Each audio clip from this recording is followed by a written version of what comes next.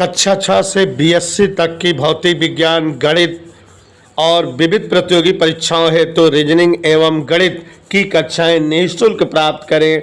इन कक्षाएं निःशुल्क वीडियो देखें और पढ़ें अर्जुन स्टडी चैनल के द्वारा।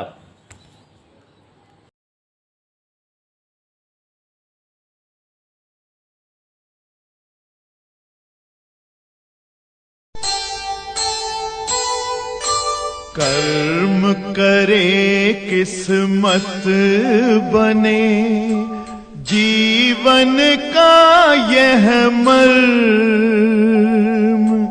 प्राणी तेरे हाथ में, तेरा अपना कर्म, तेरा अपना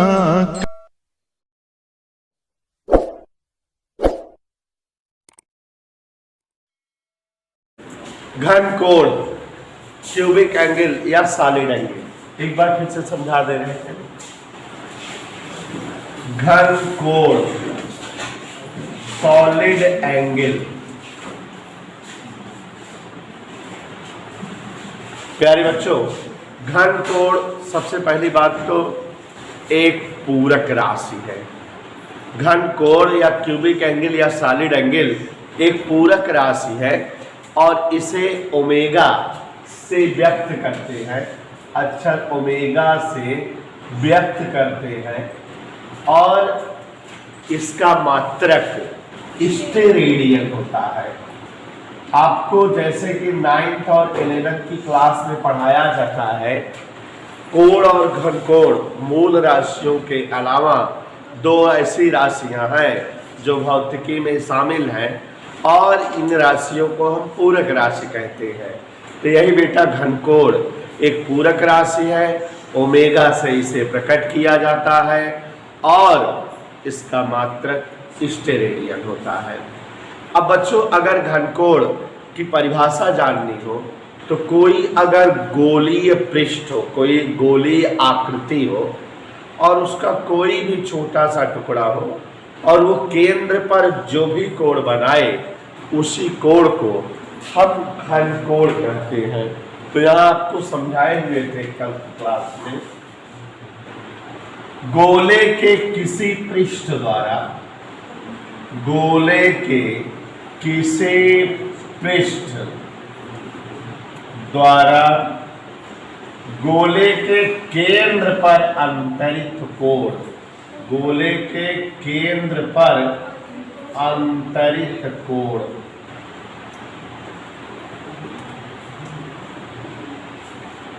गोले के किसी पृष्ठ द्वारा, कोई गोला है और उसका पृष्ठ केंद्र पर जो भी कोण बनाए उसी कोण को हम क्या कहते हैं? घनकोण। अगर चित्र बना के समझना चाहो तो जैसे बेटा ये अगर कल्पना करो कोई एक गोलीय पृष्ठ हो और इस पृष्ठ का ये केंद्र O हो और इस पृष्ठ संपूर्ण पृष्ठ का क्षेत्रफल A हो, लेकिन इस जो है गोलीय पृष्ठ का एक अल्प भाग यहाँ से यहाँ तक यमयन हो, एक छोटा सा पोर्शन, और वो केंद्र O पर कोण बनाए तो इसी कोण को, चूंकि ये गोले के पृष्ठ द्वारा बना कोण है, इसी कोण को हम कौन सा कोण कहेंगे बेटा? घन कोण कहेंगे। तो ये यहाँ जो सर्किल या वृत्त के रूप में आकृति है यही घन कोण है और इसे डी ओमेगा से व्यक्त करेंगे। पूरे गोले का क्षेत्रफल A है तो इस अल्प पृष्ठ यमयन का क्षेत्रफल dA और त्रिज्या यहाँ R ऐसे। तो इस तरह से दिखाई दे रहा है, किसी गोले के किसी पृष्ठ द्वारा केंद्र पर अंतरित कोण या केंद्र पर बना हुआ कोण घन कोण कहलाता है और घन कोण को ओमेगा से व्यक्त करते हैं। अगर O केंद्र और R त्रिज्या का कोई एक गोलीय पृष्ठ हो जिसका संपूर्ण क्षेत्रफल A हो और पृष्ठ के अल्प भाग यमयन द्वारा केंद्र पर घन कोण डी ओमेगा बना हो, इस यमेन वाले भाग का क्षेत्रफल डीए हो तो घनकोण डी ओमेगा बराबर D A cos theta upon R square. या हम लोग बेटा कैलकुलेशन में डी ओमेगा बराबर डीए अपान आर स्क्वायर भी समझते हैं। इधर क्लियर। और अब डीए का मतलब गोलीय पृष्ठ का क्षेत्रफल जो कि केंद्र पर घनकोण बनाए। आर स्क्वायर का मतलब उस गोलीय पृष्ठ की त्रिज्या का वर्ग। अगर हम कभी जो है घनकोण नाप रहे हो और कोई इतना बड़ा पृष्ठ ले ले, इतना छोटा पृष्ठ ले ले कि उसका क्षेत्रफल आर स्क्वायर के बराबर हो, माने यदि आर स्क्वायर क्षेत्रफल वाले पृष्ठ द्वारा गोले के केंद्र पर घनकोण बने,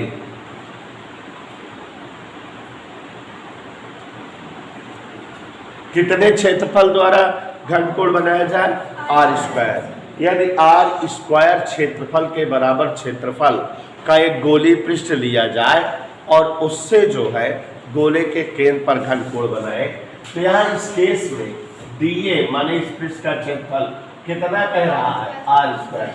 सूत्र लगाओ, घनकोण का सूत्र है डी ओमेगा बराबर डीए अपान आर स्क्वायर।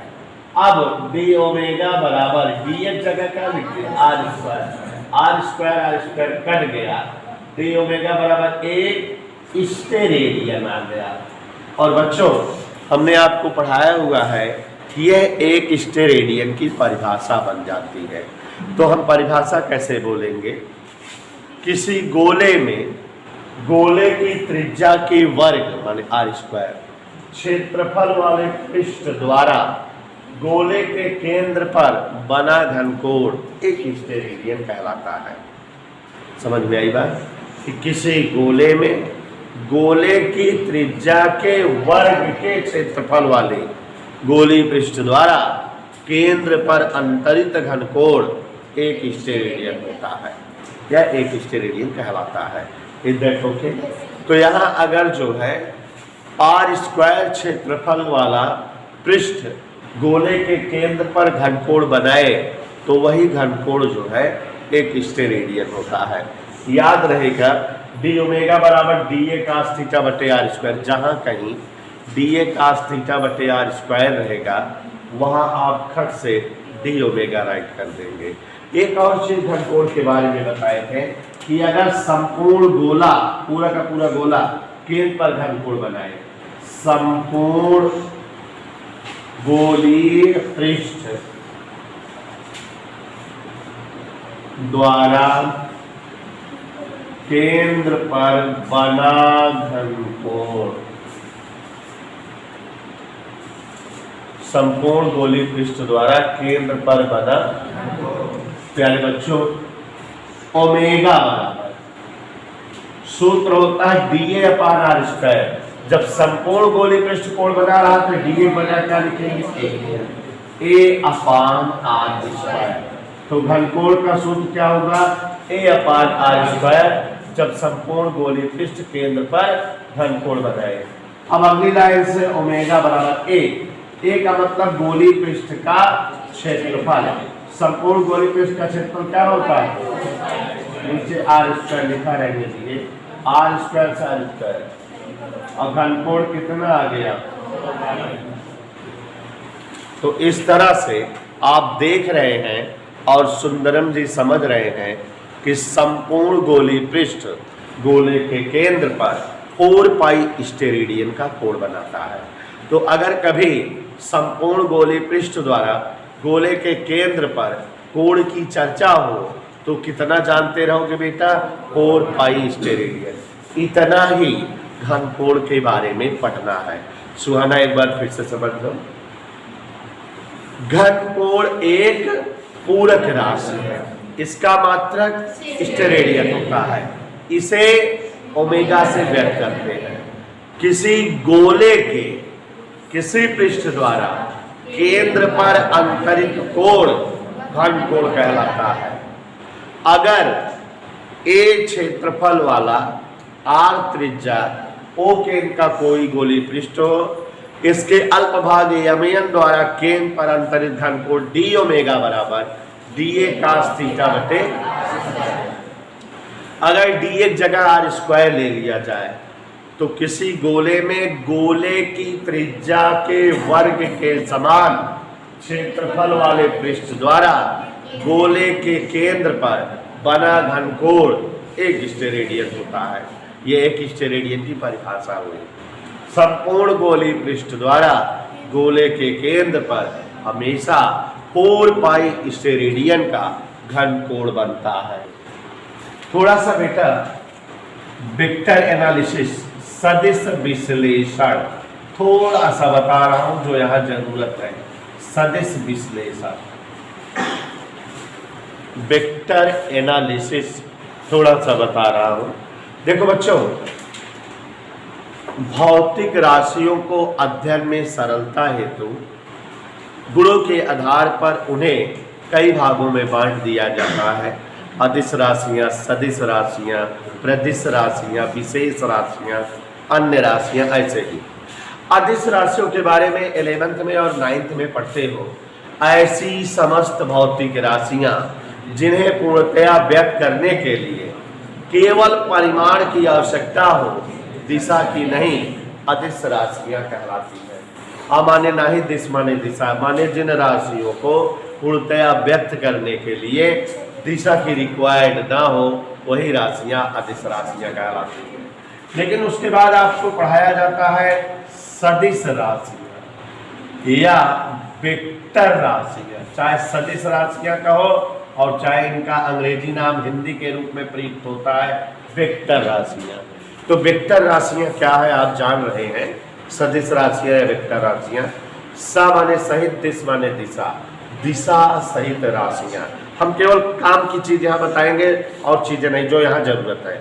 ऐसी समस्त भौतिक राशियां जिन्हें पूर्णतया व्यक्त करने के लिए परिमाण के साथ साथ दिशा की भी आवश्यकता हो और जो योग के त्रिभुज, चतुर्भुज, बहुभुज नियमों का पालन करें उन्हें हम सदिश राशियां या वेक्टर राशियां कहते हैं। वेक्टर राशियों में वेग, बल, त्वरण, संवेग, आवेग, वैद्युत क्षेत्र की तीव्रता, गुरुत्वीय क्षेत्र की तीव्रता, बलाघूर्ण और वैद्युत ध्रुवाघूर्ण, ये सब वेक्टर राशियां या सदिश राशियों के एग्जाम्पल हैं। सदिश राशियों को हम तीर के चिन्ह द्वारा व्यक्त करते हैं, जैसे वेक्टर ए, या कभी जो है नीचे लाइन खींचकर व्यक्त करते हैं या कभी अक्षर को मोटा करके व्यक्त करते हैं। सदिश राशियों को तीर के चिन्ह से प्रकट करते हैं। तीर की नोक दिशा बताती है और लंबाई जो है परिमाण बताती है। और बच्चों, सदिश राशियों में आप बहुत सारी राशियां जानते हैं कि सदिश राशियां कई प्रकार की होती हैं। समान सदिश, ऐसे सभी सदिश जिनकी दिशा और परिमाण बराबर हो। असमान सदिश, ऐसे सभी सदिश जिनकी या तो दिशा अलग हो या तो परिमाण अलग हो या दोनों अलग हो। समदिश सदिश, ऐसे सभी सदिश जो एक ही दिशा में लगे हो। प्रतिदिश सदिश, जो विपरीत दिशा में लगे हो। तमाम सदिश सुने। समांतर सदिश, जो एक दूसरे के समांतर हो। असमांतर सदिश, जो दोनों समांतर ना हो। शून्य सदिश, जिस सदिश का परिमाण शून्य हो। तो वैसे ही एक वीआईपी सदिश पढ़े हो आप, इकाई सदिश या यूनिट वेक्टर। इसका जो है फिजिक्स में बहुत इस्तेमाल होता है। इकाई सदिश या यूनिट वेक्टर क्या होते हैं? ऐसे समस्त सदिश जिनका परिमाण एक हो, यूनिट वेक्टर या इकाई सदिश कहलाते हैं। एक बार फिर से समझ लो, जिन सदिश राशियों का परिमाण एकांक हो, एक हो या इकाई परिमाण वाले सदिश यूनिट वेक्टर या इकाई सदिश कहलाते हैं। इकाई परिमाण वाले सदिश क्या कहलाते हैं? यूनिट वेक्टर या इकाई सदिश। इकाई परिमाण वाले सदिश माने ऐसे सदिश जिनका परिमाण एकांक हो, उन्हें ही हम इकाई सदिश कहते हैं। एक और बात है कि ये ऐसे सदिश होते हैं जो दिशा वेक्टर भी कहलाते हैं, माने जिनका प्रयोग दिशाओं को प्रकट करने के लिए किया जाता है। दिशा व्यक्त करने वाले सदिश होते हैं, दिशा व्यक्त करने वाले सदिश। और बच्चों एक खास बात इनके बारे में हमेशा कि इन्हें हम कैप से व्यक्त करते हैं, कैप द्वारा, ऐसे कैप बनता है ऊपर, कैप द्वारा प्रकट होते हैं। जैसे बेटा cap A, cap B, cap C, dot dot dot, cap J, cap लगा के व्यक्त करते हैं। और कैप ए का मतलब होता है वेक्टर ए बटा मॉड ऑफ वेक्टर ए, ये इनका सूत्र होता है।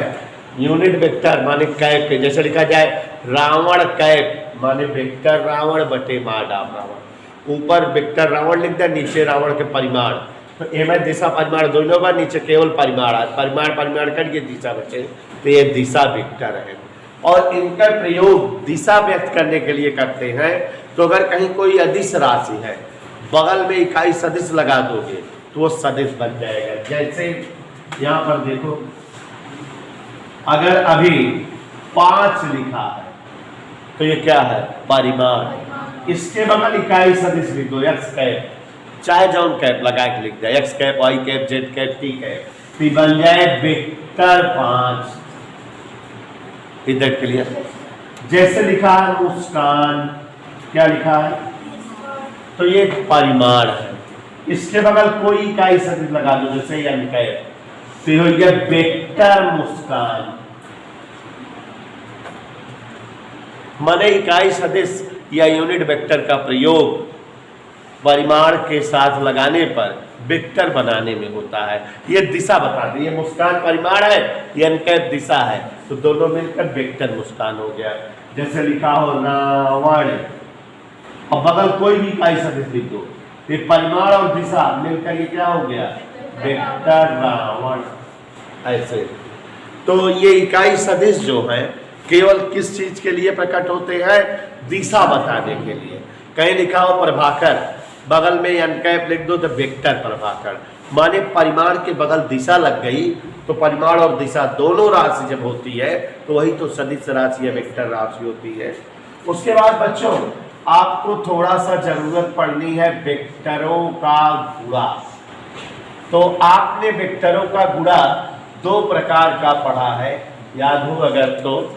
वेक्टरों का गुणा, 2 वेक्टर राशियों के गुणनफल के पश्चात यदि अदिश राशि प्राप्त हो तो इसे वेक्टरों का अदिश गुणा या स्केलर गुणा या डॉट गुणा कहते हैं। और अगर 2 वेक्टर राशियों के गुणनफल से वेक्टर राशि प्राप्त हो तो इसे वेक्टरों का वेक्टर गुणा या क्रॉस प्रोडक्ट या सदिश गुणा कहते हैं। तो वेक्टर का अदिश गुणा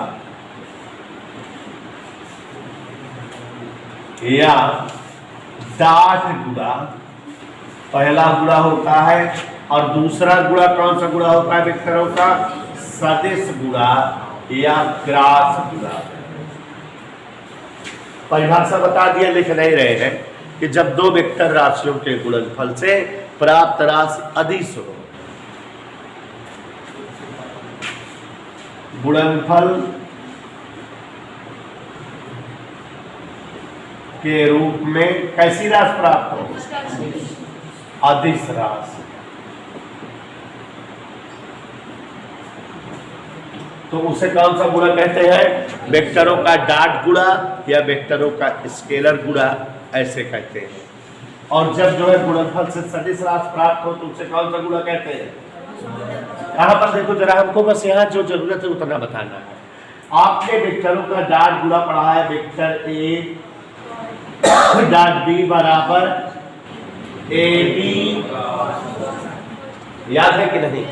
परिभाषा क्या पढ़ी है, 2 वेक्टरों का अदिश गुणा उन वेक्टरों के परिमाणों और मध्य के कोण के कास के गुणनफल के समान होता है। फिर से एक बार बोलो, 2 वेक्टरों का अदिश गुणा उन वेक्टरों के परिमाणों और मध्य के कोण के कास के गुणनफल के, माने वेक्टर ए है और वेक्टर बी, तो vector A dot vector B माने दो वेक्टरों का अदिश गुणा, उन वेक्टरों के परिमाणों माने ए और बी का जो है परिमाण ए बी हो गया, वेक्टर हट गया, और बीच के कोण की कास थीटा, तो दो वेक्टरों का डॉट गुणा उन वेक्टरों के परिमाणों और मध्य के कोण के कास के गुणनफल के।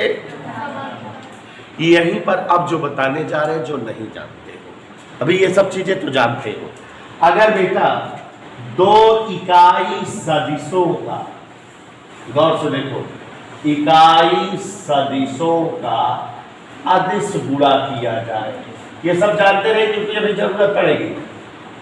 दो इकाई सदिशों का,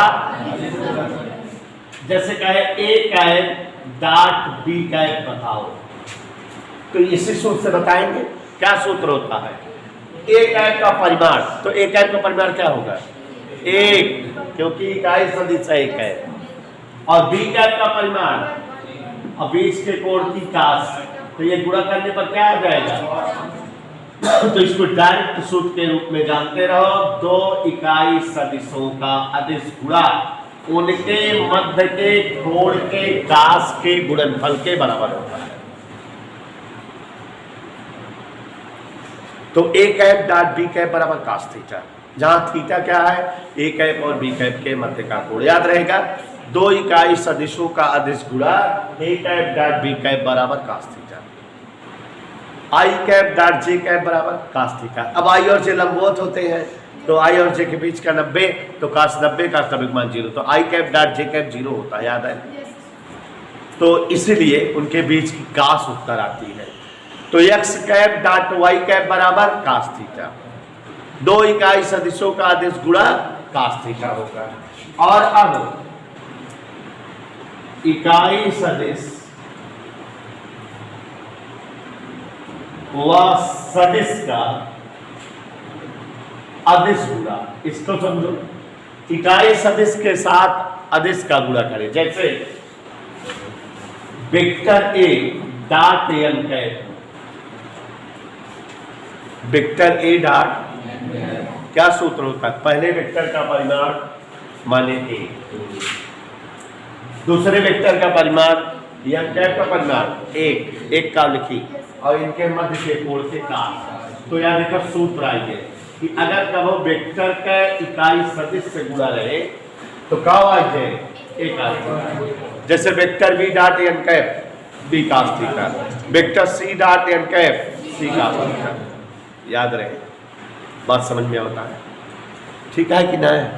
तो जैसे अगर भाई हम कह दिए vector E dot vector E, तो अगर दोनों vector E dot vector D है, दोनों वेक्टर राशि है, तो यह तरीके से इनके सूत्र का बने ई डी ए। लेकिन अगर हम कह दें vector E dot D N cap, एक मिनट, दिए तो गिनती है, फिर वेक्टर लगाना अब हमसे ऐसी मतलब ना आता। Vector E dot N cap, E वाला सूत्र, ई कास थीटा हो जाए, चाहिए दिए लिखा रहा है, तो क्या हो जाए? ई डी ए, यह जरूरत पड़े। तो ये वेक्टरों से रिलेटेड लॉजिक है जो मैंने आपको एक्सप्लेन किया, जो डेरिवेशन करते समय यदि कहीं जरूरत पड़े, अगर कहूँ दो इकाई सदिश रहा है तो तुरंत जान जाए उनके डॉट गुणक जगह कास थीटा लिख दे, और एक ही इकाई सदिश एक ही वेक्टर रहा है तो वेक्टर का परिमाण गुणे कास थीटा। माने जैसे कह दी vector A dot P cap, तो तुरंत बताया A cos theta, vector A dot X cap A cos theta. ठीक है, तो ये चीज जो है रिक्वायर्ड होगी, ये जितना मैंने लिखा हुआ है। क्षेत्रफल सदिश,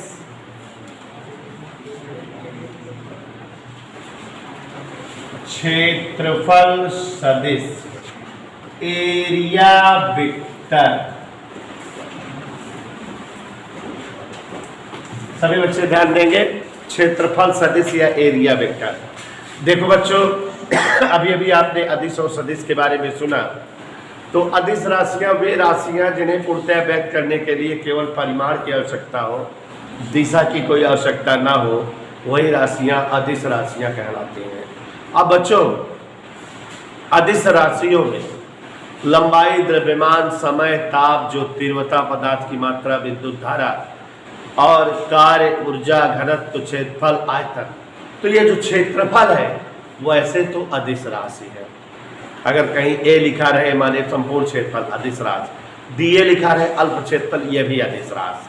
तो क्षेत्रफल वैसे तो कैसी राशि होती है? अदिश राशि। ए हो या डी ए हो, सब अदिश राशि होती है। लेकिन विद्युत की और चुंबकीय फिजिक्स में, माने विद्युत वाले फिजिक्स और चुंबक वाली फिजिक्स में, जब कोई आवेश गति करता है तो उसके चारों तरफ विद्युत क्षेत्र या जो चुंबकीय क्षेत्र बनता है, क्योंकि उसमें क्षेत्र की दिशा भी होती है क्षेत्र के जस्ट लंबवत की ओर। तो जो विद्युत और चुंबकीय फिजिक्स में किसी पृष्ठ का क्षेत्रफल होता है वह एक सदिश राशि होती है, क्योंकि उसमें दिशा और परिमाण दोनों होती है। और इसलिए ऐसे क्षेत्रफल को हम क्षेत्रफल सदिश कहते हैं। और ऐसे क्षेत्रफल को वेक्टर लगा के या इकाई सदिश के साथ प्रकट करते हैं। इधर क्लियर? तो क्षेत्रफल कैसी राशि है? अदिश राशि है। क्षेत्रफल एक अदिश राशि है। सभी को समझ में आया? क्षेत्रफल कैसी राशि है ना? किंतु कौन कौन भाग फिजिक्स में? चुंबकीय और विद्युत फिजिक्स। माने जब चुंबक वाले चैप्टर हो और विद्युत वाले। विद्युत फिजिक्स में उत्पन्न या पृष्ठों के क्षेत्रफल, पृष्ठीय क्षेत्रफल दिशा युक्त होते हैं। इन्हें ही क्षेत्रफल सदिश कहा जाता है।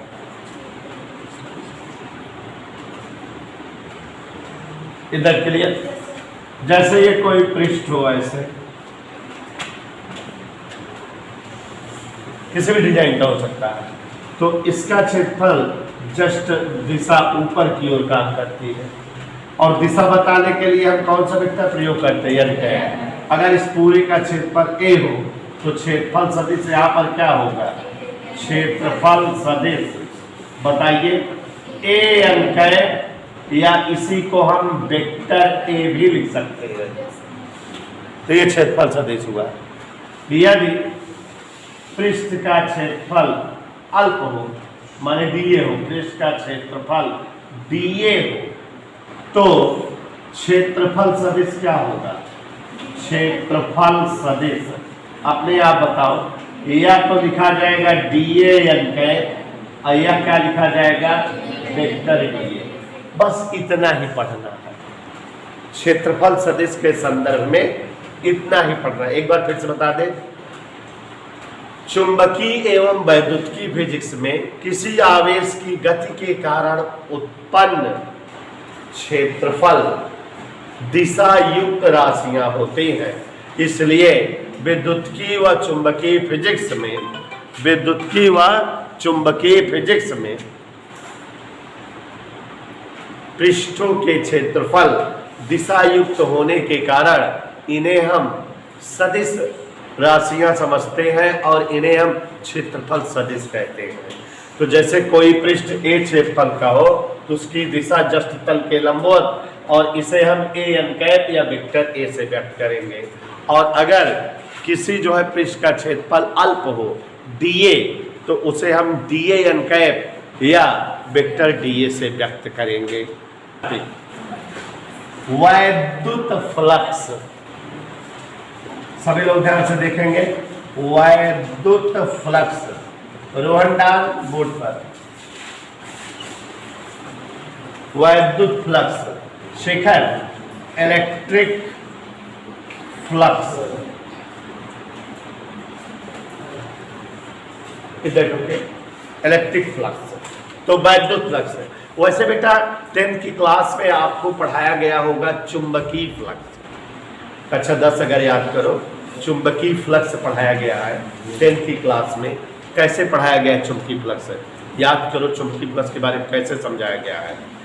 पढ़ाया गया था कि चुंबकीय क्षेत्र हो और उसमें कोई काल्पनिक पृष्ठ हो, उससे जितनी चुंबकीय बल रेखाएं लंबवत गुजरती हैं उन्हें गिन लो, उसे ही चुंबकीय फ्लक्स कहते हैं।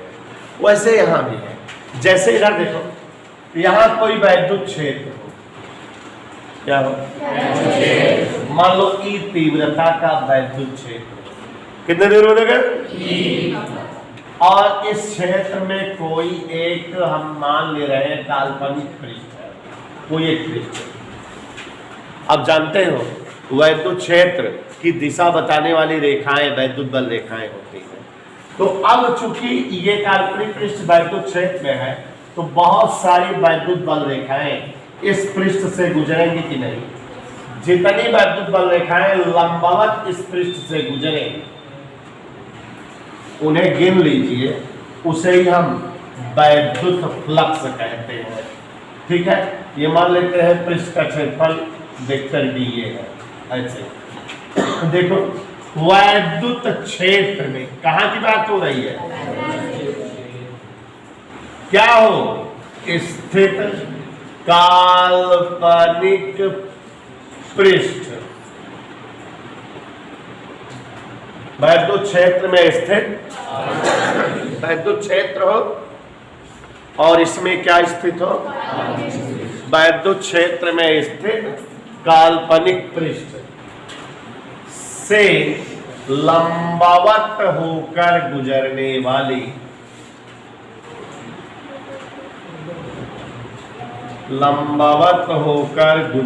वाली क्या? वैद्युत बल रेखाओं की संख्या वैद्युत फ्लक्स कहलाती है। समझ में आया? जैसे यहाँ कोई एक आवेश रख दो, क्या रख दो? इसके कारण चारों तरफ क्या बन जाएगा? एक वैद्युत बल रेखा इधर, एक इधर, एक ऐसे जाती रहेंगी। अब अगर कहीं कोई इतना एक काल्पनिक पृष्ठ रख दो तो कुछ रेखाएं इससे लंबवत क्रॉस करेंगी, उन्हें गिन लो, कई थी हैं, उसे ही क्या कहते हैं? तो माने वैद्युत फ्लक्स क्या है? वैद्युत बल रेखाएं हैं। कैसी बल रेखाएं? जो लंबवत गुजरे। कहां से? पृष्ठ से। पृष्ठ कहां पर है? वैद्युत क्षेत्र में। चलो मिला दो, वैद्युत क्षेत्र में स्थित काल्पनिक पृष्ठ से लंबवत गुजरने वाली वैद्युत बल रेखाओं की संख्या वैद्युत फ्लक्स कहलाती है।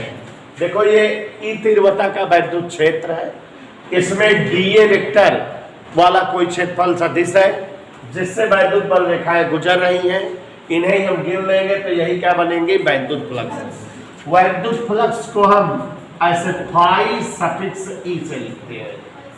ई का मतलब इलेक्ट्रिक, तो वैद्युत फ्लक्स, अगर ई ना लगाओ तो चुंबकीय फ्लक्स हो जाएगा, और अगर अल्प पृष्ठ रहे तो वैद्युत फ्लक्स से डी फाई सफिक्स ई रहेगा। इधर क्लियर?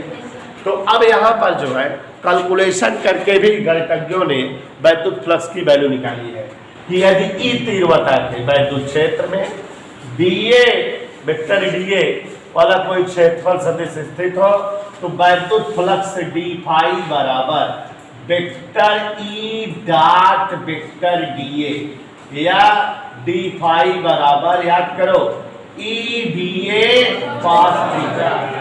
ये जो है वैद्युत फ्लक्स का सूत्र आ गया। अब बच्चों इस सूत्र से भी वैद्युत फ्लक्स की परिभाषा बन जाएगी। वेक्टर ई क्या है? वैद्युत क्षेत्र की तीव्रता। वेक्टर डीए क्या है? क्षेत्रफल सदिश। डॉट का मतलब दोनों का अदिश गुणन। परिभाषा बताओ। वैद्युत क्षेत्र की तीव्रता वेक्टर ई व वैद्युत क्षेत्र में स्थित काल्पनिक पृष्ठ के क्षेत्रफल सदिश वेक्टर डीए का अदिश गुणनफल वैद्युत फ्लक्स कहलाता है। माने वैद्युत क्षेत्र की तीव्रता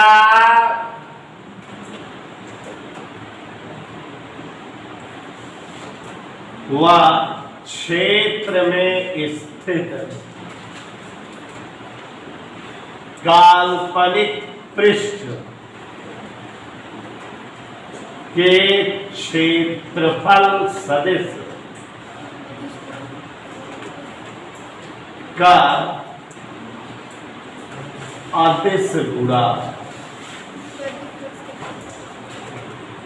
बात समझ में आई? वैद्युत क्षेत्र की तीव्रता और क्षेत्र में स्थित काल्पनिक पृष्ठ के क्षेत्रफल सदिश का क्या कहलाता है? एक बार फिर से, कोई वैद्युत क्षेत्र हो और उसमें कल्पना करो कोई एक पृष्ठ हो, उस पृष्ठ से लंबवत गुजरने वाले वैद्युत बल रेखाओं की संख्या वैद्युत फ्लक्स कहलाती है।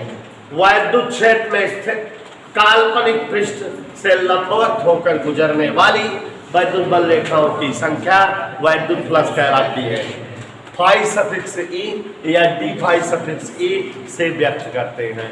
ठीक है, यदि ई तीव्रता के वैद्युत क्षेत्र में दिए वेक्टर क्षेत्रफल वाला कोई जो है क्षेत्रफल सदिश हो, तो वैद्युत फ्लक्स डी फाई बराबर vector E dot vector d A या E d A cos theta. परिभाषा और इस पारे बनेगी वैद्युत क्षेत्र की तीव्रता और क्षेत्र में स्थित काल्पनिक पृष्ठ के क्षेत्रफल सदिश का अदिश गुणा। इधर clear? Vector E dot vector d A बराबर E d A cos theta. Okay, समझ आया? अब 19वां कह रही है मात्रक बता दीजिए सर जी। तो चलो मात्रक बताते हैं। देखो ई डी ए, ई क्या है?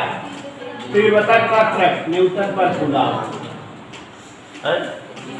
डी ए क्षेत्रफल का मात्रक तुम्हारे हम लिख सके थे न्यूटन मीटर स्क्वायर प्रति कूलम। विद्युत क्षेत्र तीव्रता का एक मात्रक वोल्ट प्रति मीटर भी होता है। मीटर स्क्वायर से गुणा हो तो एक मात्रक वोल्ट मीटर भी हो जाए। समझ में आया? कि क्या मात्रक आएंगे? वैद्युत फ्लक्स है। विमेय सूत्र देखा F upon Q M L T minus 3 A minus 1, ये ई का विमेय सूत्र है। अब क्षेत्रफल का होता है L2, तो हल करने पर एम एल 3 टी माइनस 3, ये क्या चीज आ गया? वैद्युत फ्लक्स की तीव्रता, वैद्युत फ्लक्स का मात्रक और विमेय।